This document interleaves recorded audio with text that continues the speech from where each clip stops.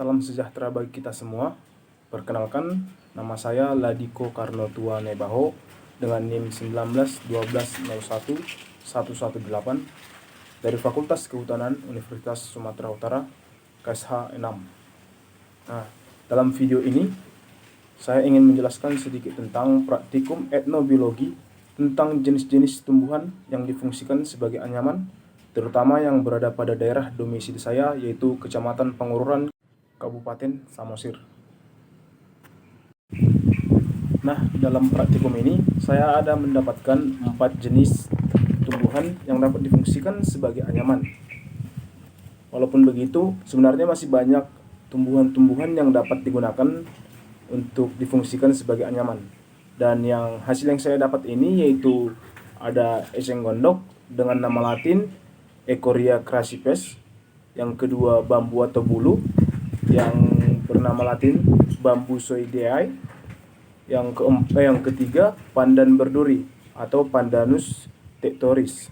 Selanjutnya rumput payung atau orang Batak biasanya mengatakan bayon, tepatnya Batak Toba ya, dengan nama latin Cyperus artenifolius. Nah, selanjutnya kita akan bahas satu persatu dari keempat hasil praktikum yang saya dapatkan. Yang pertama itu eceng gondok. Eceng gondok ini sangat tumbuh banyak dan sangat cepat di sekitaran Danau Toba. Bahkan di daerah Danau Toba dibuat suatu tim oleh pemerintah untuk membersihkan eceng gondok ini. Namun sebenarnya eceng gondok ini memiliki fungsi yang dapat digunakan sebagai anyaman. Nah, di daerah tempat tinggal saya, tepatnya di Kecamatan Pengururan, ada satu orang pengrajin anyaman dari eceng gondok ini. Eceng gondok ini biasanya diambil yang panjang-panjangnya, kemudian dikeringkan terlebih dahulu, kemudian dianyam. Hasil anyaman itu ada berupa tas, topi, atau alas meja, dan masih banyak lainnya. Nah, yang kedua itu bambu atau bulu.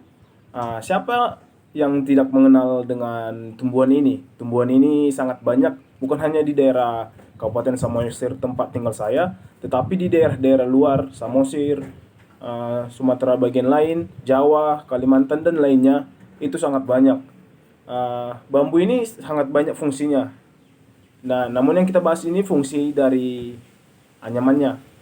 Fungsi anyaman bambu ini biasanya digunakan dapat seperti yang kita lihat, seperti di pajak-pajak, berupa bentuk keranjang, ataupun bahkan ada yang menggunakan sebagai dinding rumah walaupun tidak dapat bertahan lama. Namun bambu ini sangat berfungsi dan bermanfaat bagi masyarakat banyak.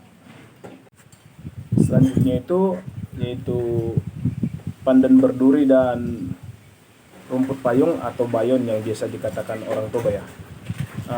Kedua tumbuhan ini sering digunakan oleh orang-orang dahulu, atau mungkin sampai sekarang juga ada, seperti contohnya nenek saya masih melakukan anyaman dengan menggunakan pandan berduri ini, dan hasilnya itu berupa tikar dan tandok. Tandok itu berupa tempat beras yang biasanya digunakan pada saat acara adat Toba dan digunakan pada kepala.